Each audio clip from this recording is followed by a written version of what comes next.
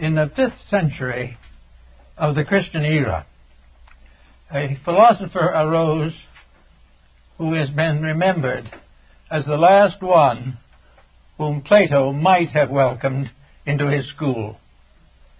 Boethius, a magnificent person, came in a time in the history of Europe, in the Dark Ages, was a tragic ground for thinkers, and most of those who had really important things to say perished. Boethius was one of them. He was sentenced to death, remained for years in a lonely prison, and was finally executed. Before his death, he prepared a little work called The Consolation of Philosophy, and this has become one of the great classics of the world, for it reveals things about philosophy and wisdom that I find in no other writing, either contemporary or later. Actually, we must therefore bear in mind that Boethius was a very devout scholar, a person of great personal integrity, who devoted most of his life to the search for truth. And every little fragment of truth he found, he served, and tried to bring it to the attention of other people. Therefore, we may say definitely that he lived in love of truth, and he died in the consummation that his love had not been in vain. So we start with this problem by introducing a little part of the story of Boethius. It seems that in this lonely stone prison where he remained for some time before his execution, he was alone with his thoughts. He had nothing to help him or to guide him but his own inner life. He knew perfectly well that he would never be released. It was not day to day, just when, but he knew that his death was inevitable. So with these considerations, he had nothing to fall back on but his own inner life. And realizing this, and determined to live according to it, he settled down quietly to the contemplation of truth. And one night, while he was contemplating as best he could in that stone cell the wonders of life and the wonders of the universe, a great light came into his prison. And in that light appeared a magnificent figure of a woman, robed like Hypatia of Alexandria, radiant, hallowed, everything stupendous. And she came up to him and she said, "I am the one you have served. Now you are in need. I will serve you." And she explained to him very definitely that all he had learned to help other people had created for himself a debt which truth owed him, and that as long as he remained in the material world, truth would lead him, guide him, and to give him the intelligence and the wisdom and the love to face the things he had dreamed of and believed. As a result of that, his essay on the consolations of philosophy has become a classic. It was in this realization of the return of the good deed to the one who does it that Boethius became aware of something, namely that truth is not a word. Truth is not a doctrine. Truth is not essentially a system or a school. But as all the ancients realized, truth is a living thing. It is a creature itself. It is something that has its own being. It has its own life and its own death, its own beginnings and its own ends, in an infinitude beyond our comprehension. But truth is a conscious being, and this being appeared to Boethius in the prison. And from this truth he learned to live from day to day. He gained then the answers to all the questions he had asked. He gained knowledge of the distant places and the high places and the low places. He learned all the mysteries of space and time. He suddenly realized that truth was a great teacher, the one thing in life that knew that truth alone could lead man to perfection. And this perfection he had to earn by giving his own life to truth. Therefore, we are able to follow some of the thinking of the ancients concerning the mysteries of life. We think of things today merely as objects. We think of hope as some kind of a word representing an emotion. We think of wisdom merely as mental penetration. We think of love as merely a personal emotion of our own, shared by others, but still merely an emotion. But to the ancients and to the wise, these so-called things were actually beings. Love, it was a reality, it was a creature, it was not merely a relationship.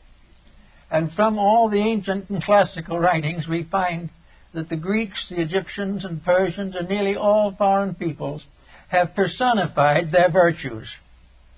When they think of strength, they think of a certain power. When they think of wisdom, they think of a person who is wise. And so the ancients created gods for every emotion, every thought, every attitude of the human mind. Therefore, we have Jupiter ruling over one thing, we have Saturn ruling over something else. To us, these things are meaningless. We have a very different code. But to the ancient people, with their mystical opportunities, these different things were realities. Hope was a being, not a thing. Hope was something that grew like a child in its mother's womb. Hope was a great moment of veneration, like the individual taking holy orders. All these things were part of a being, and all great good things are beings. They are personifications or embodiments of principles, and they appear to us as a kind of language of symbolism, a language which enables us to share in the wisdom which they impart. So Boethius in his cell saw in the vision of the power of enlightened love the fulfillment of a dream, the dream of the ages. He was told by this radiant vision that she had been with him from the beginning. The moment he dedicated his life to truth, she was with him. She would be with him to the end of his days, and at the same time she would be with all others under the same conditions, because no one walks through life entirely alone, and those who have given themselves to unselfish service to others walk constantly with a radiant presence beside them, something that is going to guard them and protect them because they have deserved it, because they have earned the peace of inner life. They will have it regardless of what happens in the outer world. This was a great consolation to Boethius. It gave him the courage and strength to know that once one dedicates themselves to the service of truth, they will never again be alone. They will be with something, someone, somewhere, who is ever and always waiting to help, waiting to use this truth that they have discovered in order to save them further punishment, further suffering, or further pain. So the wisdom that Boethius had assembled to teach others was now taught to him. It was shown to him conclusively that his dreams had not been fables, that his ideals had not been vacuums created by optimism or pessimism, that in reality truth is alive and walks with those who serve it. Regardless of how we view the matter, it is a beautiful thought, a very kindly thought, and a thought that gave consolation to this lonely prisoner doomed to die because he had tried to help. Actually, therefore, before his death, truth took Boethius through all the worlds of space, through the great realms beyond where he could not go himself. Truth showed him how right he had been in certain guesses and certain suggestions. Truth also told him that she had helped him to form these ideas within his own consciousness, that as long as he served her, she would stay with him, and he would never be alone again. So Boethius, when the time came, passed on without fear or doubt, and his little book has brought comfort and insight to millions of people in a world that he never lived to know about or understand. This brings us very definitely to the concept that we had for the discussion of the morning, namely, truth as love. That truth is a being, a power, a quality. Truth is the most dramatic, dynamic way that leads to reality. But what is truth to us? How do we understand truth? Well, probably we understand it very much as Boethius understood it. We understand it by a little effort to grow. We try to be a little better today than we were yesterday, and we continue to grow a little every day. But the first step that we take toward reality brings us this contact, this something that walks with us the rest of the way. The first sincere, dedicated effort to live the life of truth brings truth to you, and truth walks with you to the end of your days. This was the idea of the Pythagoreans and the Platonists. It was the result of the individual earning dedication by his own dedication. When we do a definite good thing, when we serve those in need, when we improve the nature of our own contemplations, we have made an important connection in life. And once this connection is made, it cannot die. Once we become aware, once we have given birth out of our own souls to the soul of truth, that soul will live on. It will go with us, maybe age after age.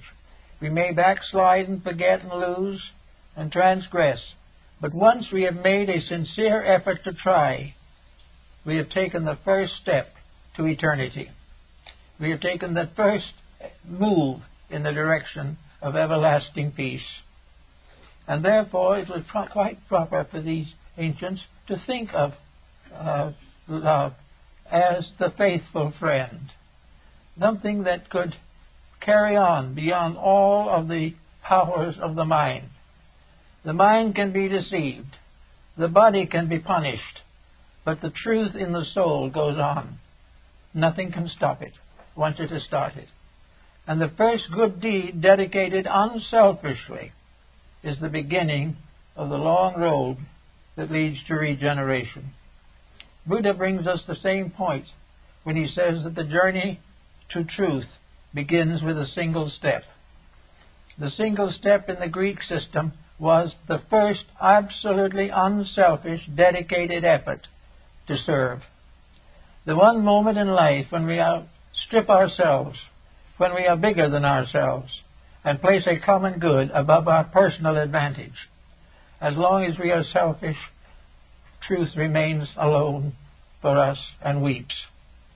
The moment we are selfish in our thinking, or in our actions, or in our codes of life, we cut ourselves off from the eternal love which is saved for us in the wonders and mysteries of the mystic life. So at that is a certain period. We do make this effort. It becomes, as Buddha pointed out, after the first step, the second step is a little easier. But of course, all through the first steps and the second and the third, there is the pressure of outside forces. We are constantly under tension and stress and temptation. But as the moment we begin the journey, there is something there standing with us. When the good deed stands alone, as far as we can tell, it is standing actually in the presence of the principle of good in space. There is only one principle of good. It's not a principle of this being right or that being wrong. It is a simple, actual adjustment within ourselves. It requires no intellectualism. It requires no vast store of knowledge or insights. But these may contribute to it. But it is a step from the selfish to the unselfish, from the dark into the light. And once the individual makes this dedication, he is pressed gradually forward, one step at a time, to the fullness that he seeks to possess in the fullness of his own maturity. So in the story of now that we have today, in the story of love as truth, we have the concept of a standard of virtue, a standard of integrity that transcends anything that we know in our ordinary material relationships. I think probably the Greeks were very close to the fact when they began to personalize all of the principles and ideal forces of life. The Greeks did not see the earth as a body alone. The Greeks saw the earth as a soul, as a living thing. They did not see the sky as merely a great mass of stars. They saw it as a great mother brooding over the world. The stars in themselves were not just sparks of light or some kind of chemical explosions in space. The stars were beings looking down upon the world. Everything in the world was alive. Everything in the world was conscious. We did not know that consciousness, but by certain growth, by certain development, we gradually reduced the distance between personal understanding and this larger value of life. Now, much of this is symbolic, no question about it, but it is something that we have to give some thought to. I remember a story that Ernest Thompson Seton told me about a meeting of the Boy Scout movement in Canada one year before he was still alive. And he was there, and the young people from all over the area of the United States and Canada were gathered in a large hotel where the meetings were to be held. And a little American boy and a little American Indian boy were in the same room together, looking out of the window, and it was snowing. And the little Indian boy said, this is the great-grandfather. This is the old one who sits at the North Pole, and he smokes all winter. And every time he empties his pipe and throws out the ashes, it's a snowstorm. All these, you see, are the ashes of grandfather's pipe. The little American boy looked at him for a moment and thought he was insane or something, and said, don't be silly. That's nothing but snow.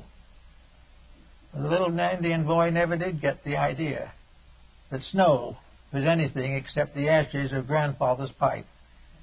And this is the true in almost all ancient beliefs. All Indian peoples had beings at the root of life.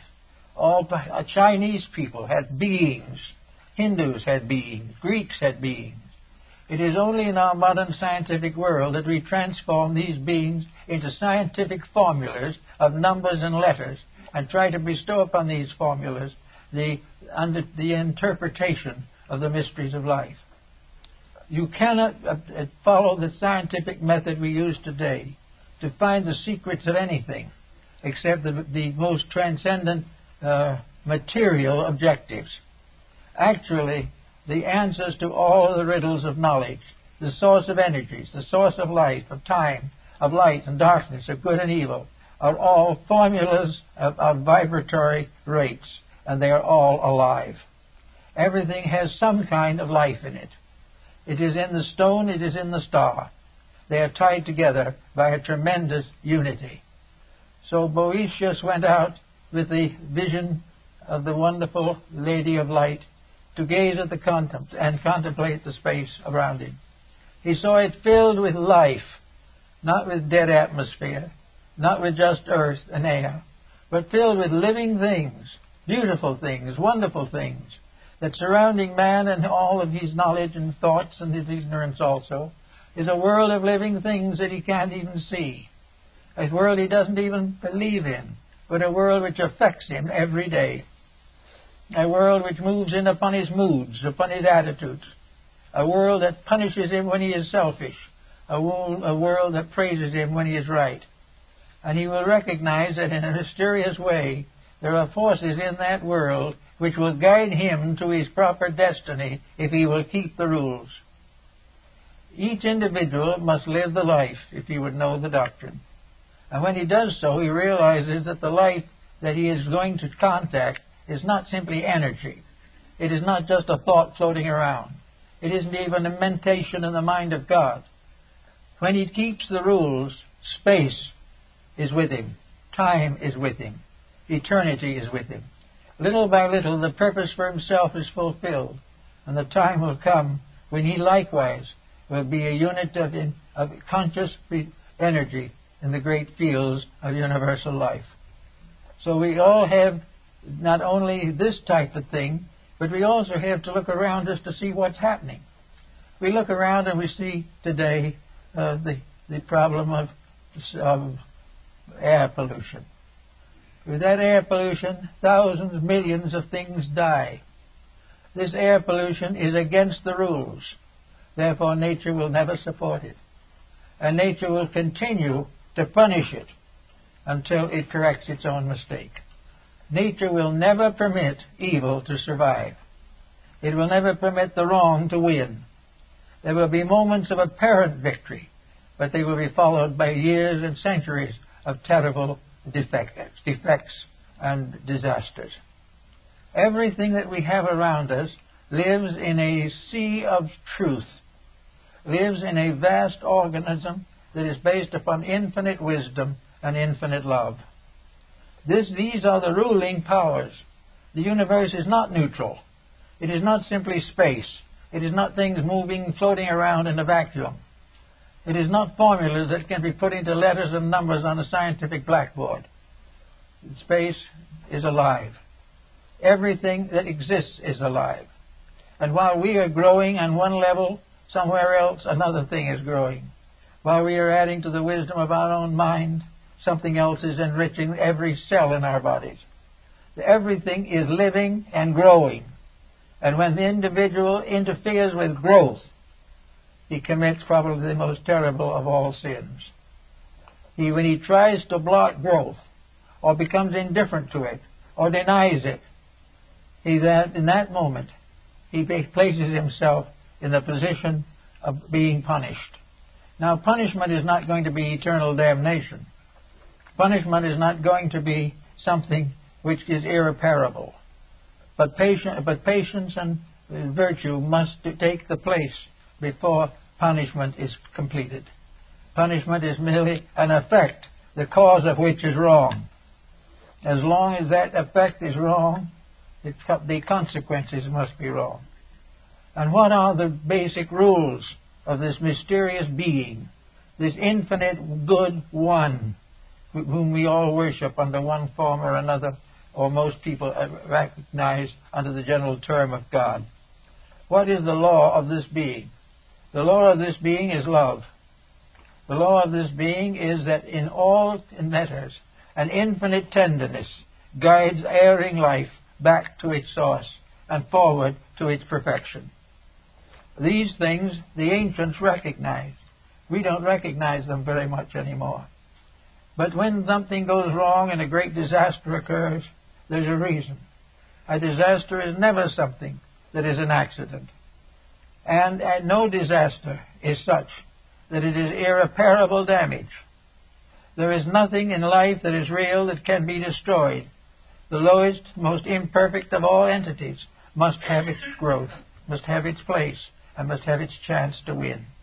And it is the rule of nature under God that all things shall win. There is no loss. There can never be. There is only delay. There is only a moment of pause in what might otherwise be a great and glorious mission. So Boethius went forward and went out and paid to the state the debt which it had created. But he no longer feared the state. He no longer feared the world, for he knew that the world itself was good. And these little tyrants who arise live for a day and disappear. And in the great passage of things, each of us, in our own way, must discover our own eternity. Each of us must realize for himself the eternality of the scheme and plan to which he belongs. We must begin to realize that we were not born when we come here. We do not die when we go. Everything in life goes on in life. There is no dead spot anywhere in space. Everything is filled with life, growing, unfolding. And as we look out upon it, we can see as in a meadow the vast flowering and the vast fruiting of a great vegetation. And over it rules Flora, the goddess of the harvest the goddess of the flowers, the goddess of the herbs.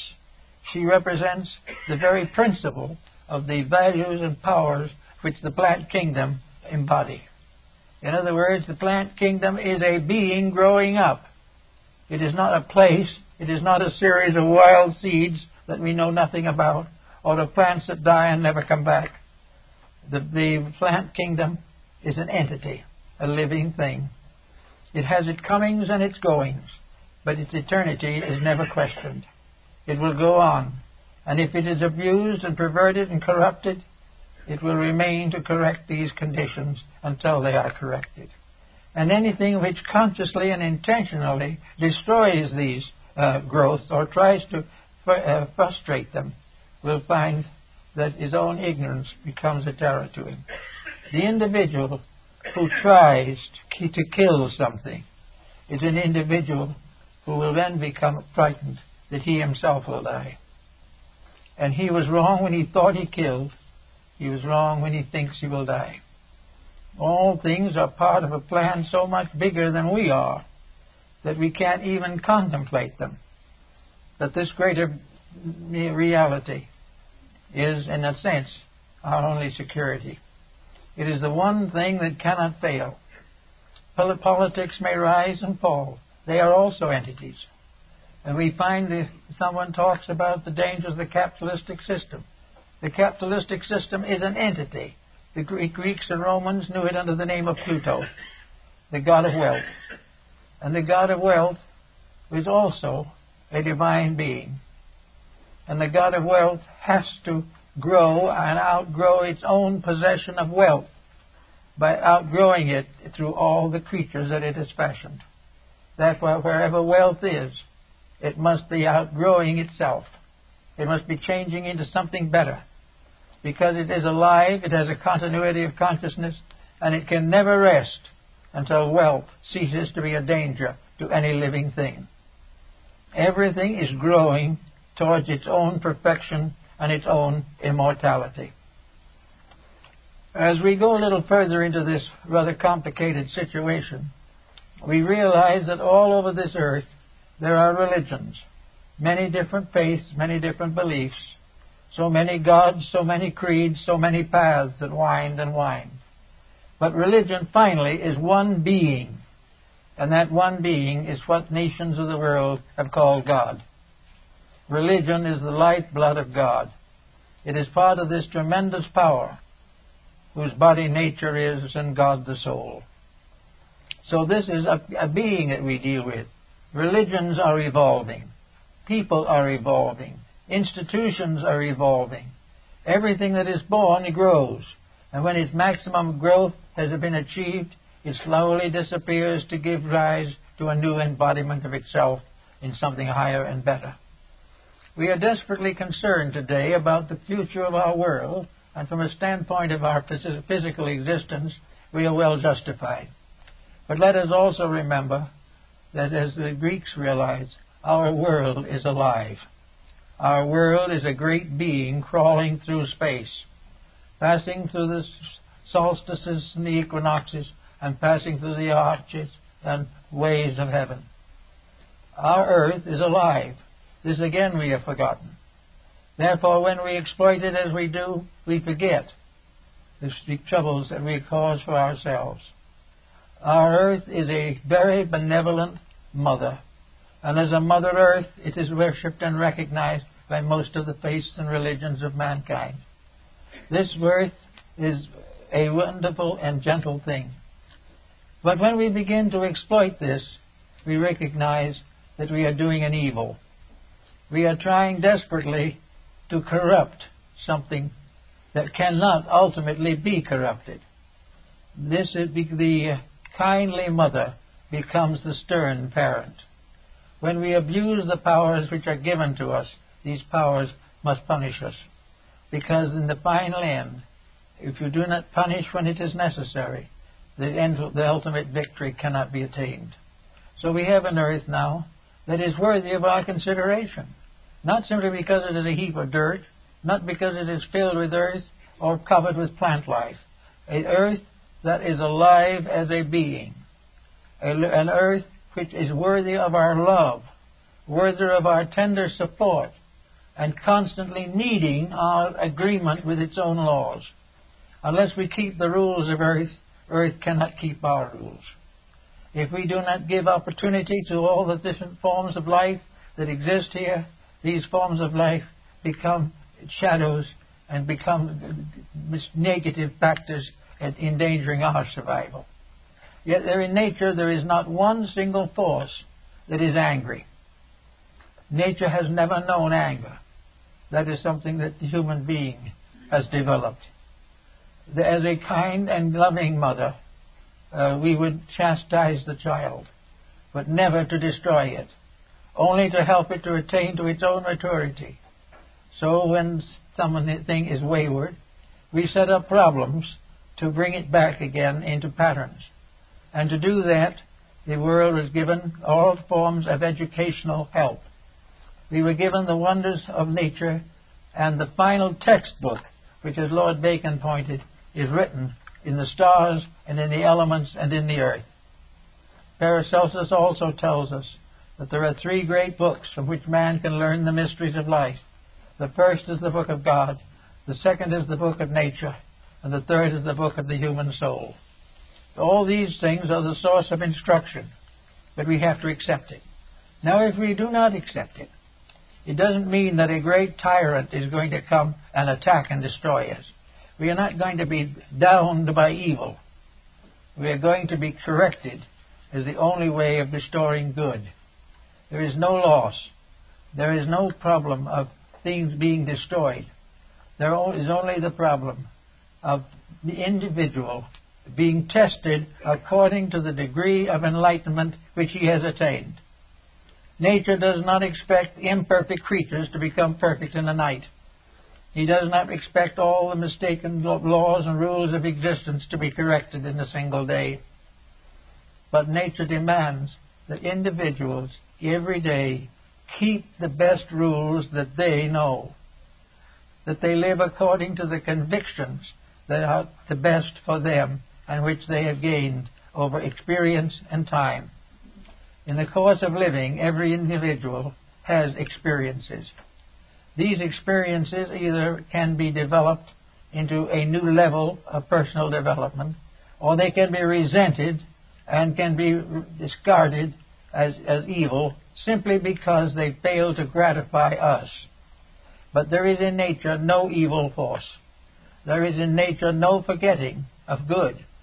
All things are fulfilled by the very vibrations by which they are caused.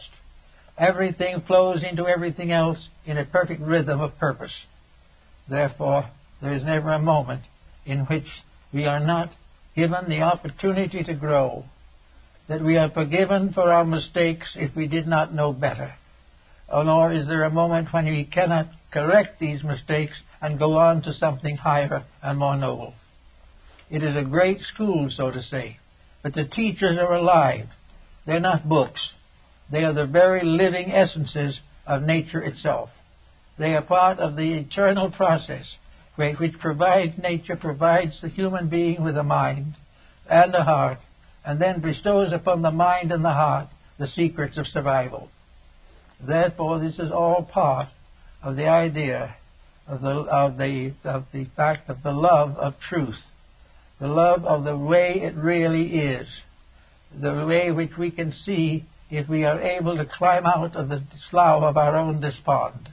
If we can rise out of the ignorance with which we have locked ourselves, we can begin to see over the edge to things which is beyond. And when we do that, we will grow a little. And as we grow a little, the problems will become less.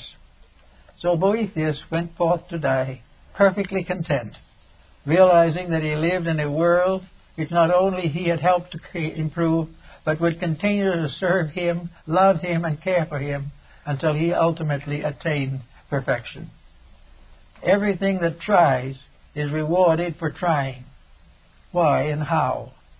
Well, if no one tries, nothing tries, unless it has a vision of something better. It may not know how to attain that something better, but if it is willing to try, it means it grasps the possibility of improvement. The moment the individual grasps at this moment of realization that improvement is possible, he begins to grow.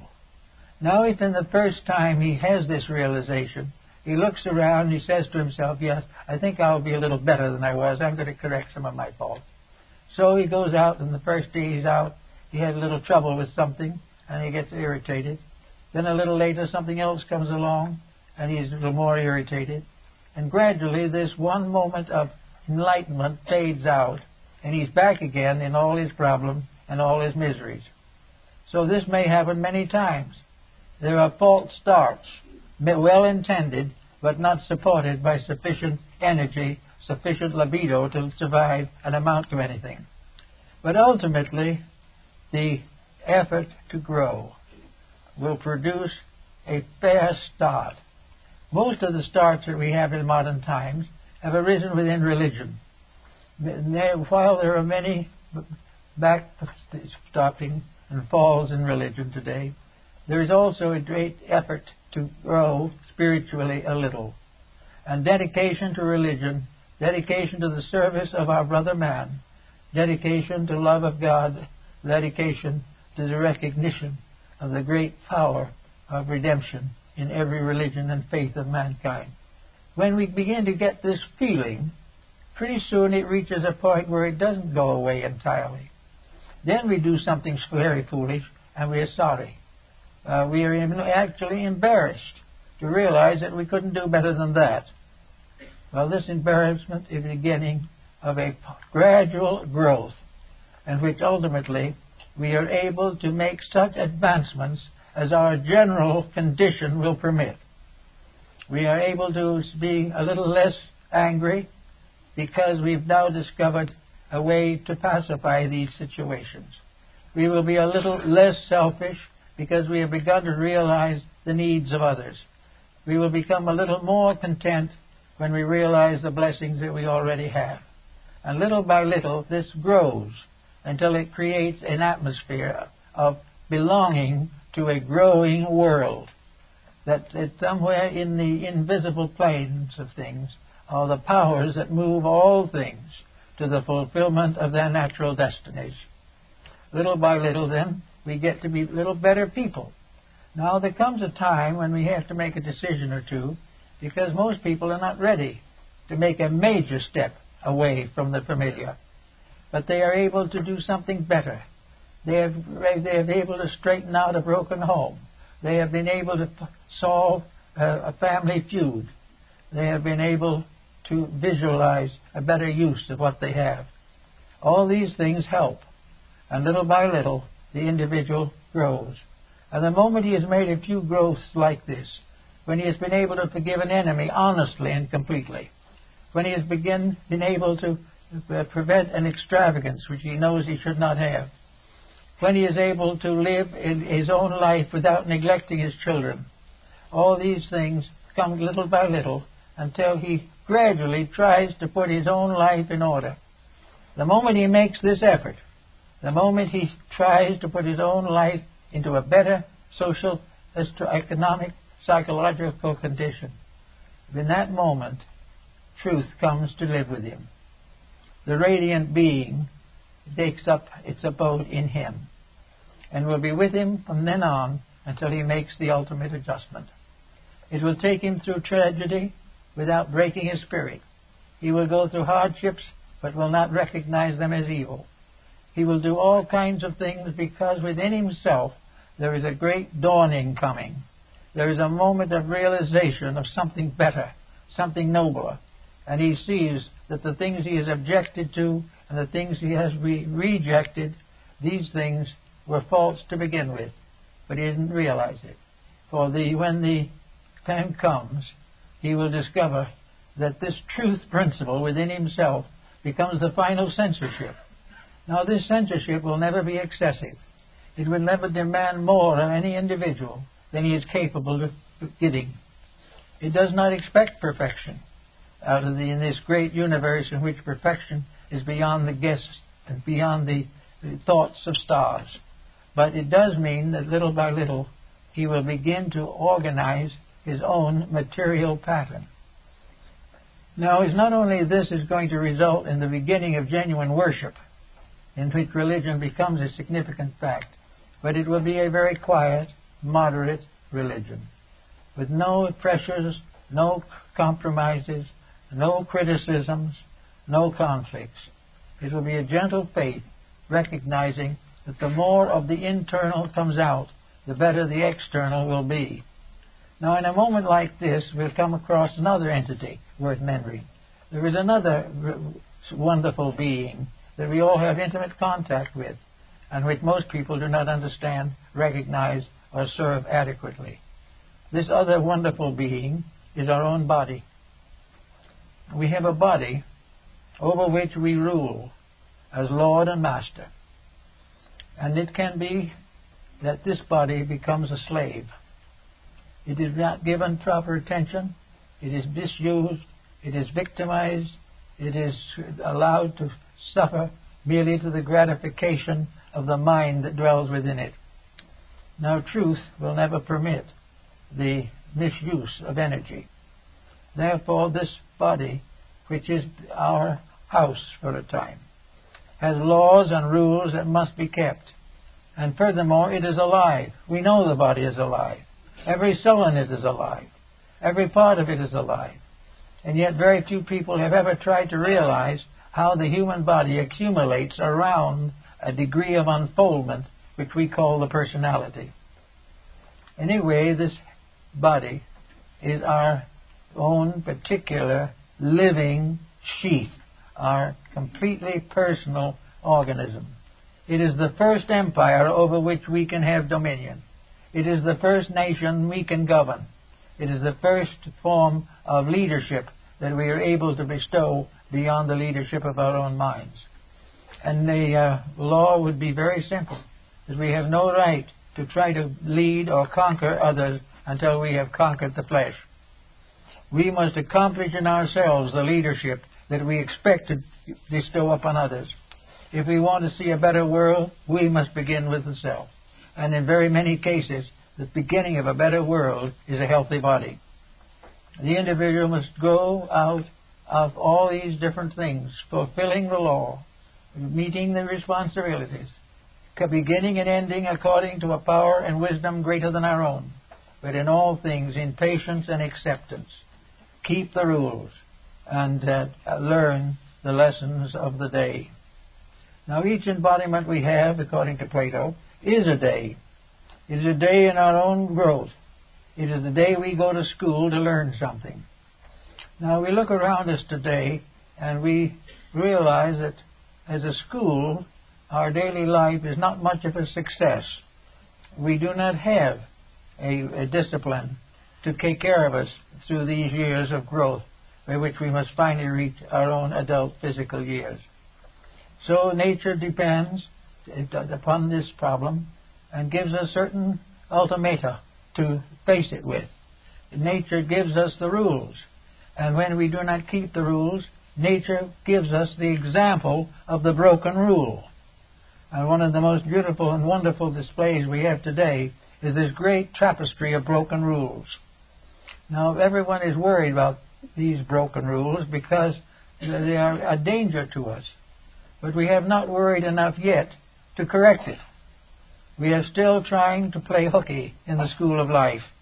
We are still convinced that we are here to have fun, to have wealth, to have influence, to become famous. And as long as we do that, the great genius of truth will not be with us. When any ambition is false, it is not sanctified and it is not fulfilled by the laws of life. Whenever we have an ambition that is contrary to good, that ambition will ultimately destroy us.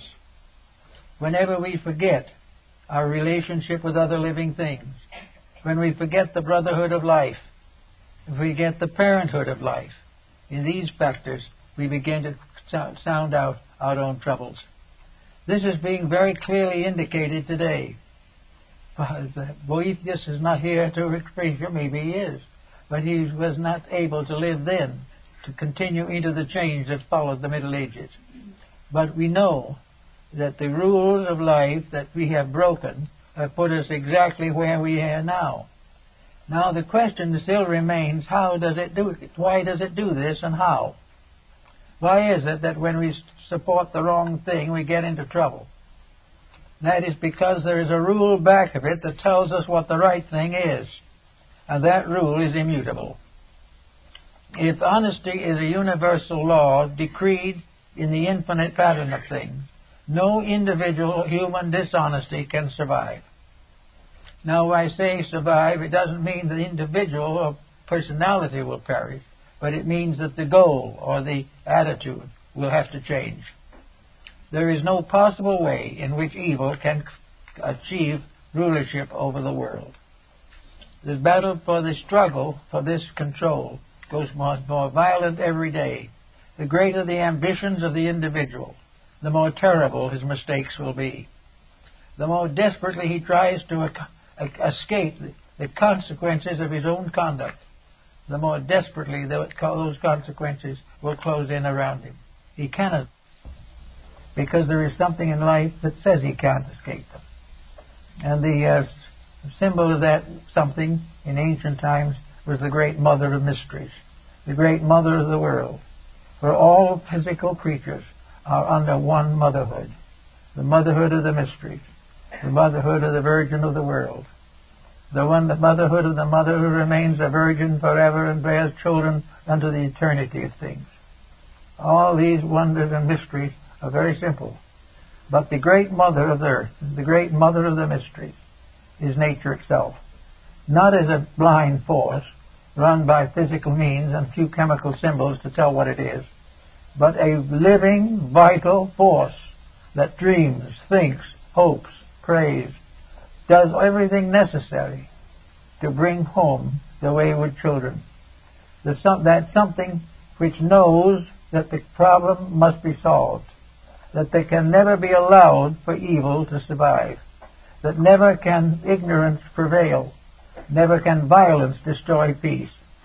And in the process of doing this, nature finds the individual, unfortunately, lacks the internal resources to make the proper decisions. He cannot say to himself, I have told a lie, and therefore I must correct it.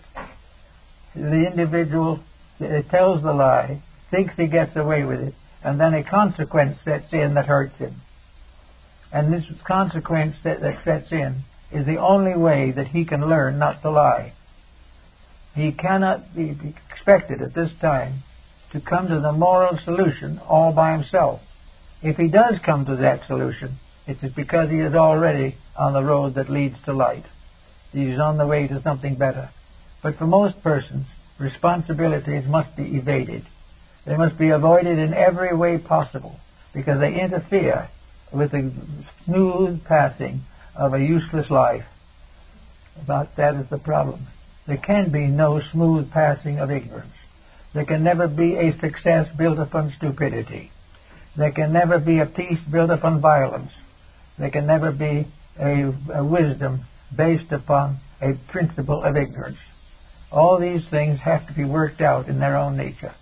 And therefore we are all concerned every day with the world around us. But the great mother of mysteries is with us. She is brooding over us now, just as she always has. She is the one that is constantly waiting to bring the wayward children back again to the rules. And she will never stop until they come back. No one will ever be permitted to be a truant. Actually, the truant will hate punishment.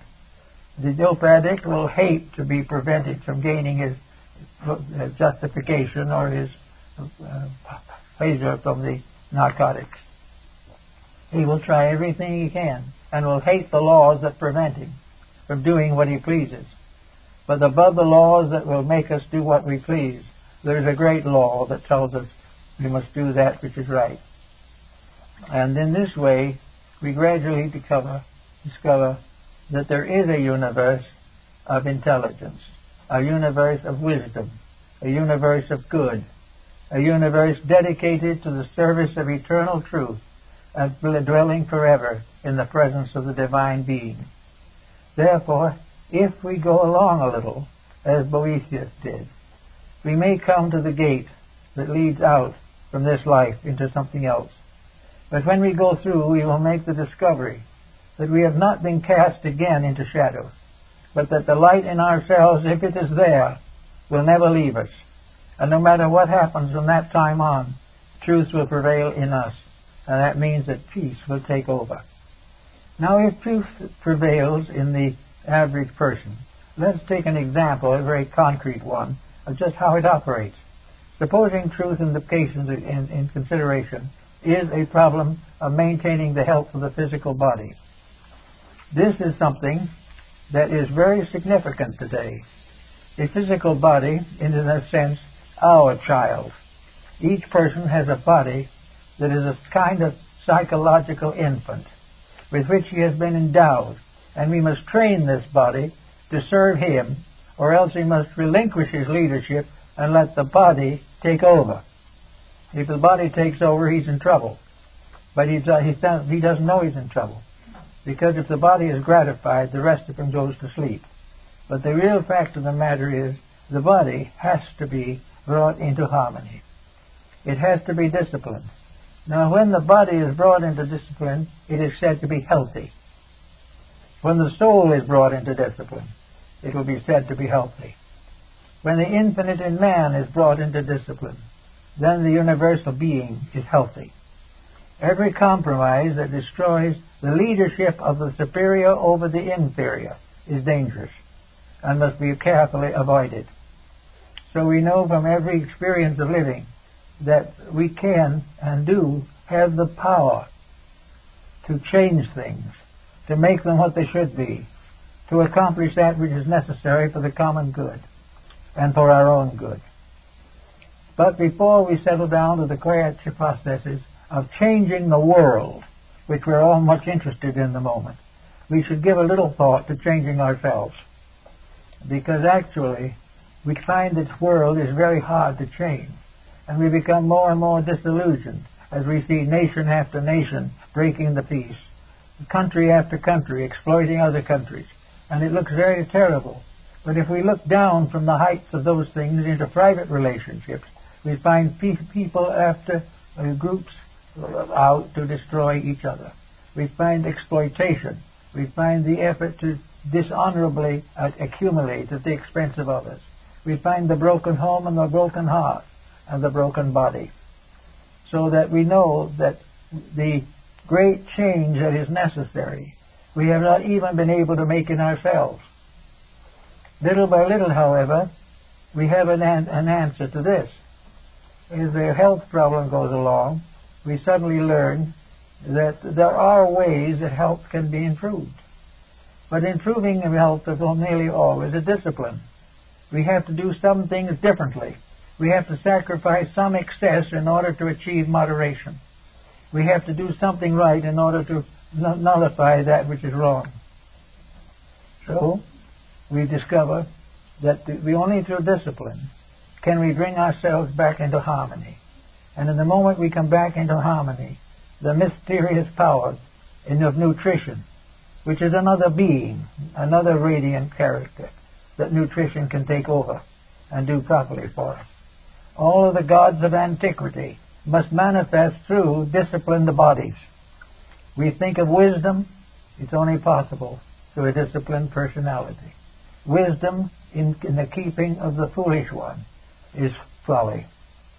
We know that there is only one way to achieve courage, and that is to be dedicated to a cause worthy of courage. If we try to use courage to defend negative things, we risk hurt some more. Everything is there to challenge, but nothing is there to hurt for the reason of destroying us. It is because it is the only way to prevent us from destroying ourselves. Now, if we look around us in society today, we see the problem that is coming everywhere at this time. We see the problems of space, of housing, of food, of health. All these things we see very definitely. We realize that something has to be done about them.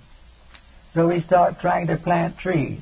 We trying to find ways to purify water. We try to find ways to cleanse the earth of the pollutions and problems that beset it.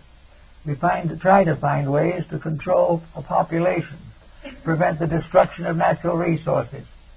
Let us for a moment turn all these things back into ourselves and realize the reason that we can't solve the problem on the outside is because we haven't solved it on the inside.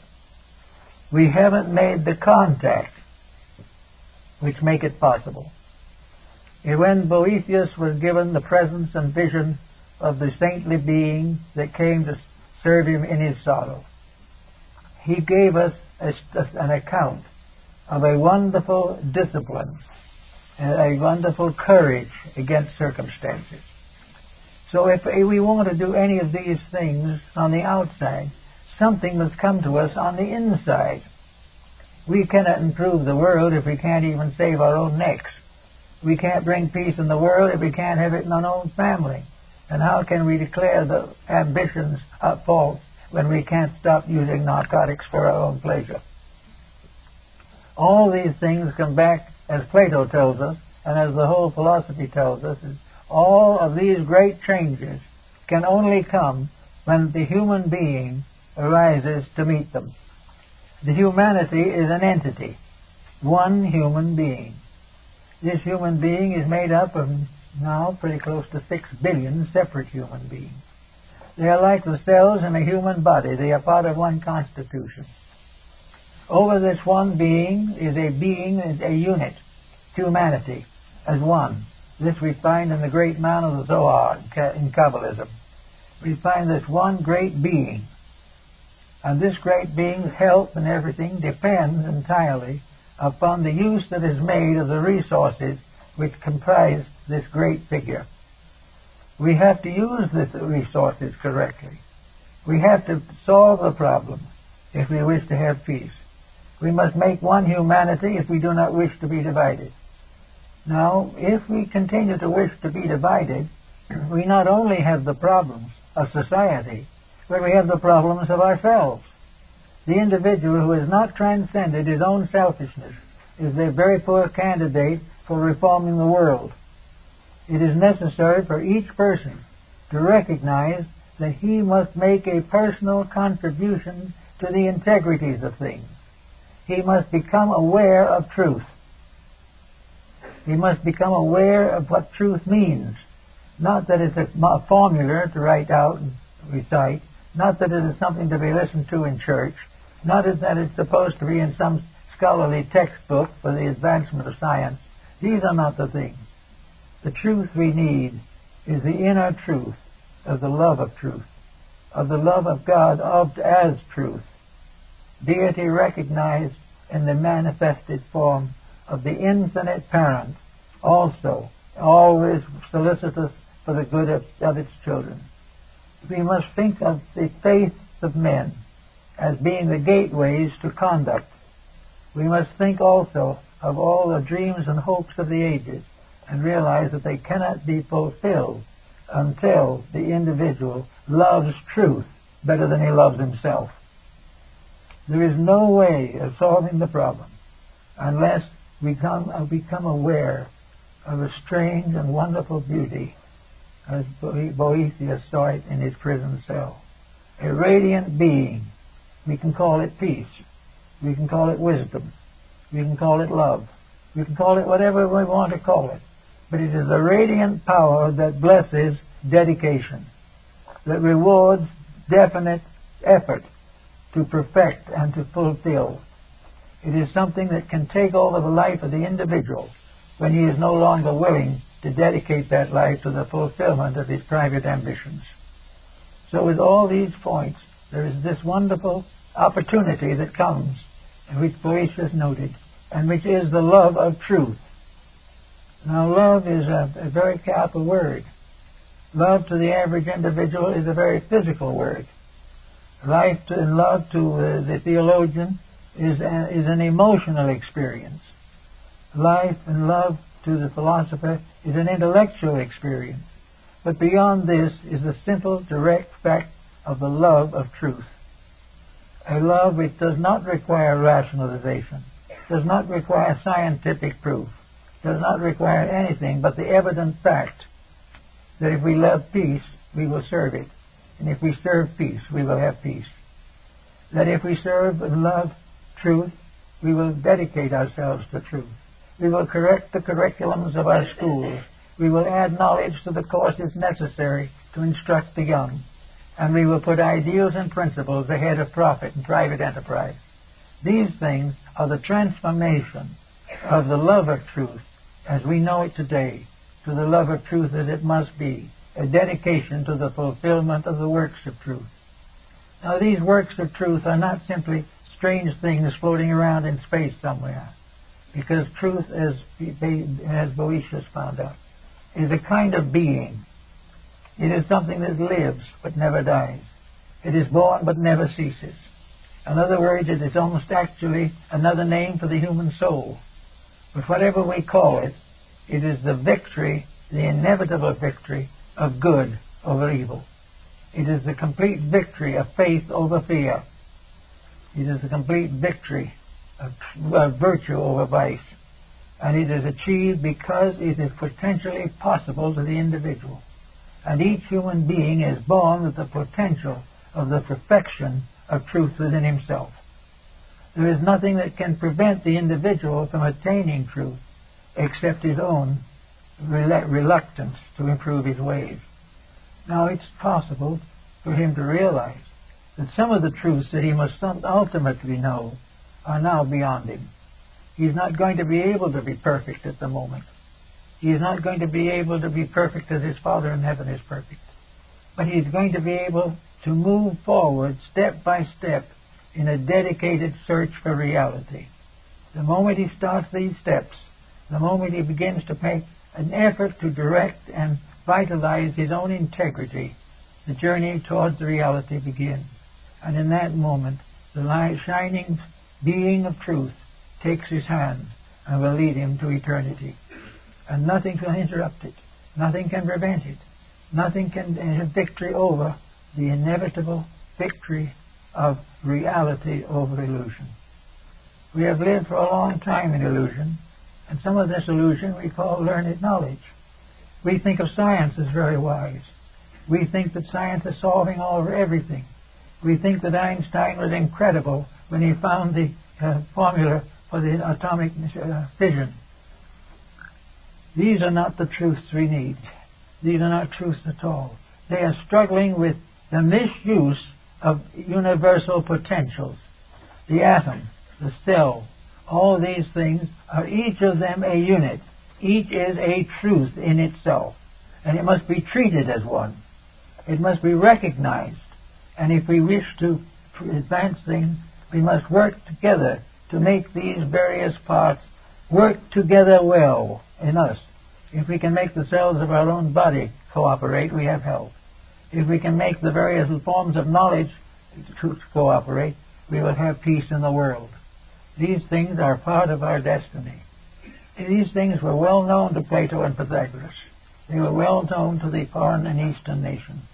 And everyone has realized that it is impossible to solve our present problem unless the individual himself moves from a theoretical standpoint and ceases simply about talking about how things should be done to the dynamic experience of personal growth.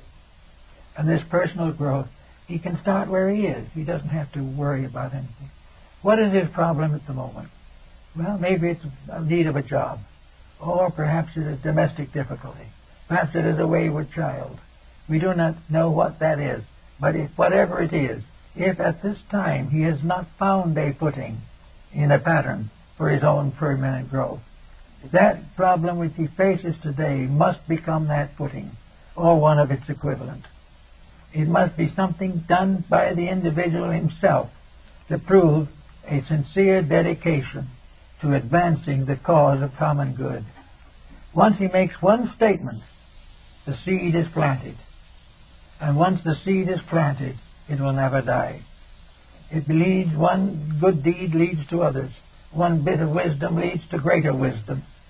One concept of the divine love of God for man is fulfilled in the divine love of man for God. These things are all part of a wonderful mystery. Truth in a mystery. Love and wisdom in a mystery. All these things we have to face as coming to us in the course of years. So we can wait in our own way for the radiant woman who comes to the prison cell and says, you have served God all your life. You have been a good person. And you are not going to be deserted in your gray hairs. The good you have done to others comes back as a radiant being to lead you to the peace and security that you desire. Under those conditions, things will get done in a reasonable length of time. Thank you.